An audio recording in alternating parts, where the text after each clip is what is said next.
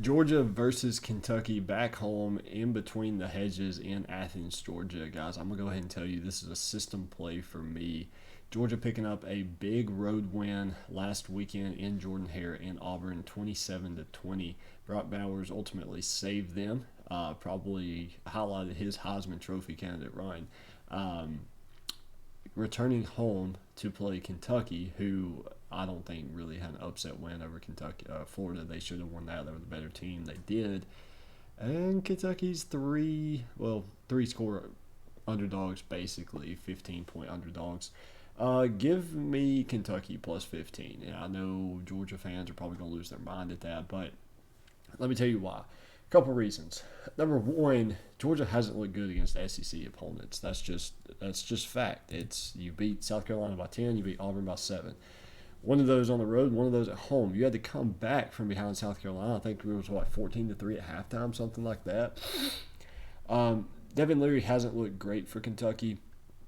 Here's the thing: you don't have to look great. I mean, as you can tell, unless you're a G5 school, 30 points would beat Georgia, and well, lucky enough, Kentucky is averaging 30 something points per game, 35 ish, I think. Quick math there. They've scored 28 plus in every game they've played. So, Georgia, however, has not scored 28 against a SEC opponent yet. And ultimately, I've said it in the beginning. I bet on it in the beginning of the year. Georgia's going to lose a game this year. I really like these games where they come home off of a road win and they're double digit favorites.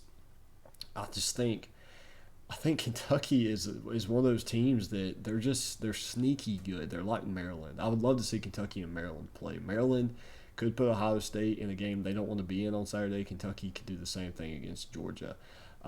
Carson Beck has looked pretty good. He's looked a good enough game manager in my opinion. I don't think he's showed yet that he can just take over and go win a game, but I don't necessarily think he's had to. I mean, we'll look at Kentucky versus Florida first. Ray Davis rushed for 280 yards, 3 touchdowns. Do I think he mimics that opponent performance again? No, not really. Um, and I don't think Georgia is going to let Kentucky run the ball. I think they're going to force Devin Leary to beat you. Well, here's the thing, guys.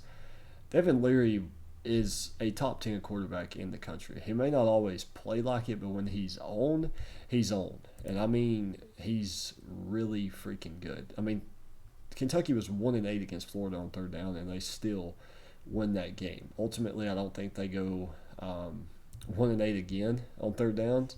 If they do, they're probably not going to win. But regardless, let's look at just Devin Leary here. We're going to look at his last 2 years. Okay, he got hurt in 2022, played a full season in 2021, and I don't know that he's really ever been the same since then. Well, keep in mind, guys, he didn't have anybody at NC State besides Devin Carter and maybe Thayer Thomas.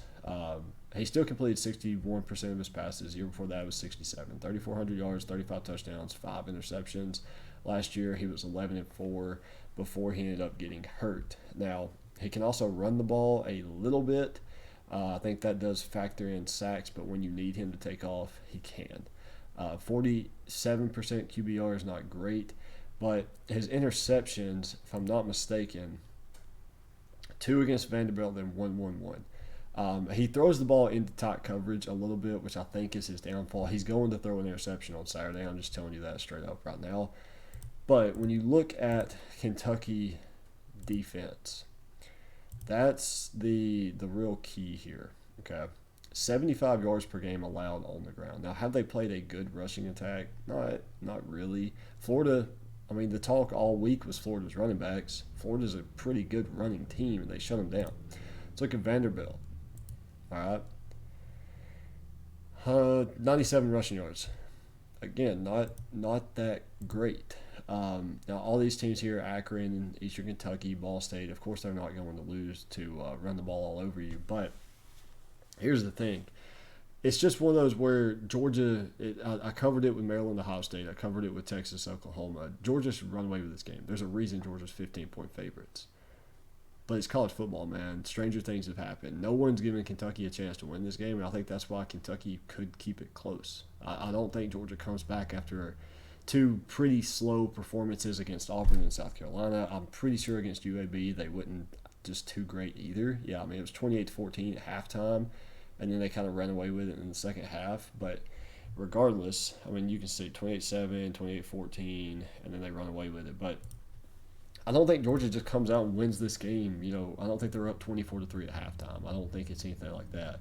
And they could prove me completely wrong. You never know. I just think based on what I've seen this season so far out of Georgia, what I've seen this season with how college football is going to go, I bet on it. I don't think Georgia finishes this season undefeated. I don't think any team really makes the college football playoff undefeated. I think Pac-12, Big Ten West, Oklahoma and Texas, I think they're all going to tear each other alive. Georgia's going to drop a game that they really shouldn't. And it could be a thing where everyone's like, oh, Georgia's suspect, Kentucky off a big win. Kentucky could come in and beat Georgia. Now, if everyone starts thinking that way, I'm probably going to flip my opinion because most of the time the public are just a bunch of casuals and don't know what they're talking about. But I want to keep an eye on this game. I wouldn't be surprised if we look up and it's 27-20, Georgia's leading late third quarter, or 10 minutes left to go in the fourth quarter. Or if it's 23-20, Kentucky's winning late fourth quarter. It really wouldn't surprise me. I think as long as Devin Leary can take care of the football, limit the turnovers, and put together sustained drives, you have a chance. If you let Georgia just play bully ball, then it's going to be a long day for the Wildcats. So as it stands, it's Sunday. I'm going to post this on Monday night, but as it stands right now, I like Kentucky plus 15. Check back with me on Friday on our Twitter account or X account for our official lines of the week. We are, I think we're like 23 and 4, 23 and 6 on the season for our official plays. So I'm doing pretty good. I've got a very good read on how college football has been this week or this season. I went 13-3 last week. Did an unbelievable 10-2 the week before that. So it's looking pretty good. Again, follow us on Twitter. Hit that subscribe button, guys. We're on the road to 500, and I will see you guys tomorrow.